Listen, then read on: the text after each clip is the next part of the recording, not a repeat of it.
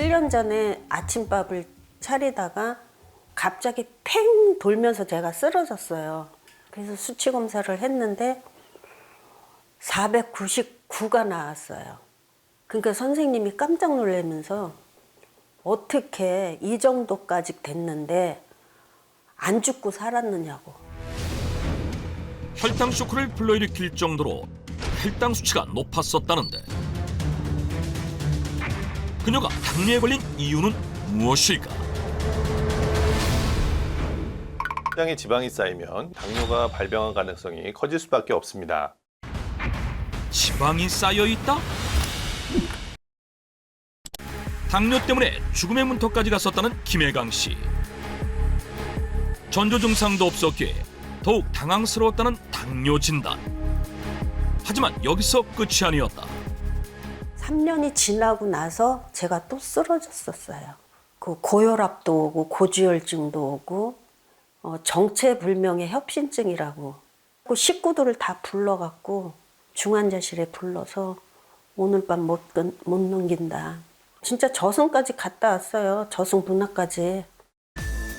그날 이후 당뇨병증의 위협에서 벗어나기 위해 매일 아침 혈당 체크를 하고 있지만 한 번 치솟은 혈당은 좀처럼 잡히지 않고 있었는데 오늘은 한 10 정도가 더 많이 나왔네요. 음식 조절도 하고 그 관리를 좀 하고 있는데도 잘 안 돼서 좀 걱정이에요. 좋아하던 밀가루 음식 대신 잡곡밥을 먹고 채식 위주의 식습관을 유지하는 것은 물론 꾸준한 병원 치료를 통해 벌써 7년째 당뇨와의 싸움을 이어가고 있다는 김혜강 씨. 하지만 아직까지도 풀리지 않는 의문점이 하나 있다고 한다. 제가 태어났을 때부터 별명이 말라깽이였어요. 아기를 낳고 몸조리를 하면서 잘 먹었어요. 그랬는데도 몸무게가 44, 45 이렇게밖에 안 나가는 거예요. 제가 날씬해서 당뇨가 걸릴 거라는 생각은 진짜 꿈에도 안 했었어요. 흔히 당뇨는 비만일수록 쉽게 발병한다고 알려져 있기에 모태 마름을 자랑하는 자신이 당뇨에 걸릴 것이라고는 생각지도 못했다는 것. 그렇다면 그녀에게 당뇨가 발병한 이유는 무엇일까? 보다 자세한 진단을 위해 정밀 검사를 실시해봤다. 이렇게 뭉퉁하게 이렇게 보이는 부분이 췌장입니다. 그래서 사이에 지방이 많이 끼어가지고 틈새가 많이 생겼죠, 까맣게. 이거는 원래 이제 뭐 이렇게 지방이 없어야죠. 마른 체형인 김혜강 씨의 췌장에서 지방이 발견됐다? 실제 CT 검사 결과 췌장 사이사이로 지방이 끼어있는 모습을 확인할 수 있었는데 췌장에 지방이 쌓이면 인슐린 분비 능력이 떨어져서 혈당 조절 능력이 어려워지기 때문에 당뇨가 발병할 가능성이 커질 수밖에 없습니다. 이렇게 췌장에 쌓인 지방처럼 우리 몸속에 숨어서 생명을 갉아먹는 제3의 지방이 있는데요. 이것이 바로 이소성 지방입니다. 이소성 지방이 생명을 위협한다? 흔히 뱃살로 대표되며 각종 질환의 원흉으로 주목받는 몸속 지방들. 하지만 이소성 지방은 이름조차 생소하기만 한데 이소성 지방이란 대체 무엇일까? 음식 섭취를 통해서 몸속에서 쓰이고 남은 에너지는 지방의 형태로 바뀌어서 피부 밑에 쌓이다가 이 과정에서 지방이 남게 되면 내장 사이로 끼어들게 됩니다. 그런데 내장 지방으로도 쌓이다 못해 그 허용치를 초과하게 되면 지방이 어쩔 수 없이 각 장기로 침투하게 되고 더 심할 경우에는 장기를 뒤덮어서 생명까지 위협하게 되는데요. 이걸 바로 이소성 지방이라고 합니다. 이를 있어서는 안 될 곳에 존재하는 지방, 즉 이소성 지방이라 부른다는 것. 이소성 지방이라고 하면 어렵게 생각하실 수 있는데 대표적인 예가 바로 지방간입니다. 간은 혈류량이 많을 뿐더러 지방대사를 관여하는 기관이기 때문에 이소성 지방이 쉽게 쌓일 수밖에 없거든요. 그런데 간세포에 이소성 지방이 축적되면 지방간 발병에서 끝나는 것이 아닙니다. 콜레스테롤 대사에도 문제가 생겨서 혈중 콜레스테롤 수치가 높아지고 이로 인해서 심혈관계 질환의 위험성까지 증가하게 됩니다. 실제 비알코올성 지방간을 앓고 있는 환자 중 대다수는 심혈관 질환으로 사망한다는 연구 결과도 확인할 수 있었다. 이소성 지방이 무서운 이유는 장기가 있다면 어디든 달라붙기 때문인데요. 특히 장기에 직접적으로 쌓여서 빠르게 악영향을 끼치기 때문에 장기가 가진 본래 기능을 마비시키는 것뿐만 아니라 염증 유발 물질까지 만들어내서 암까지 유발할 수 있는 것으로 알려져 있습니다. 지방간으로 대표되는 이소성 지방은 간을 병들게 할 뿐만 아니라 목 주변 혈관에 붙어 수면 무호흡증을 일으키고 신장에 침투하면 호르몬 분비에 교란을 일으켜 고혈압을, 김혜강 씨와 같이 췌장에 쌓이면 당뇨를 유발하게 되는데, 실제 이소성 지방이 쌓이면 당뇨 발병염이 남성의 경우 4.74배, 여성은 13.99배에 달한다는 연구 결과도 확인할 수 있었다. 그리고 또 하나, 유달리 이소성 지방에 취약한 장기가 있다는데, 바로 심장입니다. 심장은 전체가 하나의 근육으로 이루어져 있어 이소성 지방이 쉽게 쌓일 수밖에 없습니다. 심장에 이소성 지방이 쌓이면 심장 박동이 원활히 이루어지지 않아 혈액순환에 문제가 생겨 부정맥, 협심증은 물론이고요. 이로 인해 혈전이 상승되면 심근경색, 심장마비를 유발해 사망에까지 이를 수 있습니다. 실제 심장 주위에 이소성 지방이 많을수록 관상동맥 협착증 위험이 최대 10배까지 높아진다고 한다. 김혜강 씨가 앓고 있는 협심증 역시 심장에 쌓인 이소성 지방 때문이었던 것. 지방이 뚱뚱해지잖아요. 그래서 저는 말랐기 때문에 안심을 하고 생각을 했는데 그게 아니더라고요. 췌장에도 지방이 쌓인다 하니까 생각만 해도 무서워요. 평생 50kg이 넘은 적 없다고 자부하는 그녀답게 현재 몸무게는 한 47kg을 유지하고 있었는데, 모태마름을 자랑하지만 장기 곳곳에 이소성 지방이 쌓여있는 김혜강 씨. 그렇다면 이소성 지방은 도대체 어떤 사람들에게 생기는 것일까? 체형에 따라 이소성 지방에 취약한 정도가 다른데요. 골격이 크고 비만인 사람과 골격이 작고 마른 사람, 둘 중 어떤 체형이 이소성 지방이 더 잘 쌓이게 될까요? 뭐 아무래도 덩치가 크고 살집이 있는 사람이 이게 공간이 더 많으니까 지방이 더 쌓일 곳이 더 많지 않을까라고 생각하는데 좀 어떨까요? 예, 대부분은 이제 그렇게 생각하시는데 정답은 바로 골격이 작고 마른 사람입니다. 골격이 작고 마를수록 이소성 지방이 더 잘 쌓인다? 우리가 물을 따를 때 큰 컵일수록 많은 양이 담기잖아요. 지방도 마찬가지인데요. 중성지방을 축적해두는 지방세포의 수는 골격이 작고 마른 사람의 경우 골격이 크고 비만인 사람보다 절대적으로 적을 수밖에 없습니다.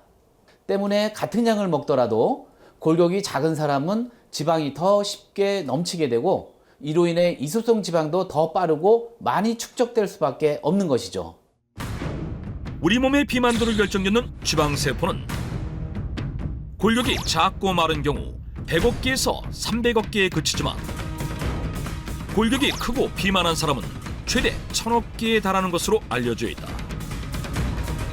즉, 골격이 작고 마른 사람은 중성지방을 축적해둘 지방세포의 수가 절대적으로 적기 때문에 용량 초과가 쉽게 일어나게 되고, 그 결과 내장지방에 저장되지 못한 지방대사물은 장기로 향할 수밖에 없어 이소성 지방이 더 쉽게 쌓인다는 것.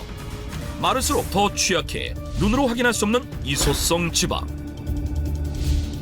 체내 장기를 파고드는 이소성 지방의 특성상 CT 검사 또는 혈중지방 축적도를 측정할 수 있는 유리지방산 검사를 통해서만 이소성 지방의 심각성을 확인할 수 있다는데, 그렇다면 우리 몸에 이소성 지방이 얼마나 쌓였는지 쉽게 알 수 있는 방법은 없을까? 내 몸속에 이소성 지방이 얼마나 쌓였는지 확인하는 법, 의자 하나만 있으면 됩니다. 의자만 있으면 이소성 지방 축적도를 알 수 있다? 한쪽 다리를 든 채 앉았다 일어났다를 반복하시면 되는데요. 우리 몸에서 허벅지는 근육량이 가장 많은 것이기 때문에 허벅지의 근력이 떨어졌다면 그만큼 전신의 근육량이 전반적으로 감소해서 이소성 지방이 축적됐을 가능성이 크다는 것이죠. 의자를 이용한 초간단 이소성 지방 자가 진단법. 한쪽 다리를 든 채 앉았다 일어났다를 1분 동안 반복해주면 되는데, 50대 기준 5번, 60대 3회 이하면 허벅지 근육량 감소로 이소성 지방이 쌓여있을 가능성이 있어 전문의와의 상담이 필요하다.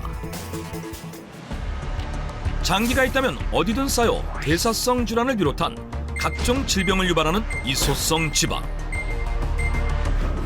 그렇다면 이소성 지방은 도대체 왜 쌓이는 것일까? 실제 몸속에 쌓인 이소성 지방 때문에 고민이 많다는 한 사람을 만나보기로 했다. 80세 김옥순 씨는 올해로 10년째 지방 때문에 고생 중이라고 하는데, 70살 먹으면서 살이 찌기 시작했더라고요. 이렇게 뱃살도 찌고 허벅지고 다리고 뭐 이 팔 이런 데가 다 살이 쪄서 몸에 여기저기 아픈 데도 생기고 그냥 병원에 가는 횟수가 잦아지더라고.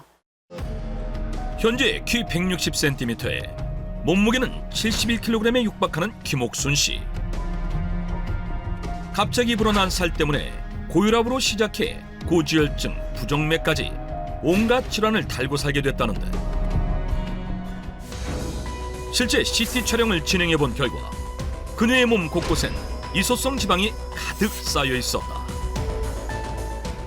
우리 어머님 그 허벅지 이 영상인데요. 근육에도 이렇게 여기 보시면 까맣게 이렇게 지방덩이가 있잖아요. 여기도 이소성 지방이 많이 지금 이렇게 쌓여 있습니다. 노화가 진행되면 자연스레 근육이 줄어들게 되는데, 근육이 빠진 자리를 이소성 지방이 채우고 그로 인해 건강 악화를 불러오게 된다. 나이가 들면서 근육 대신 쌓여가는 이소성 지방에 전신 건강이 무너진 김옥순 씨. 그런데 나는 계란을 삶아서 먹어도 소금 안 찍어 먹어요. 싱겁게 먹는데도 왜 살이 안 빠지는지 그 원인을 모르겠어요. 건강을 되찾기 위해 틈틈이 운동을 하는 것은 물론, 혹시나 몸에 지방이 쌓일까 저염식과 더불어 지방 섭취 또한 피하고 있지만 이소성 지방이 가득 쌓여 있었는데, 이소성 지방은 도대체 왜 쌓이는 것일까? 제가 고기를 좋아하는데 살찔까봐 자주 못 먹거든요. 그 고기가 기름기가 많으니까 고기를 많이 먹게 되면 이소성 지방이 쌓이지 않을까요?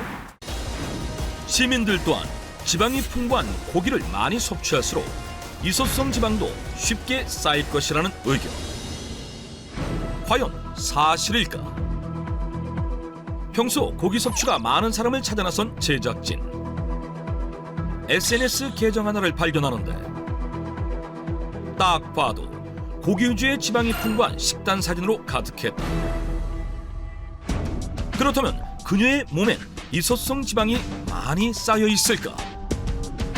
그 진실을 파헤치기 위해 경기도 용인으로 향했다. 안녕하세요.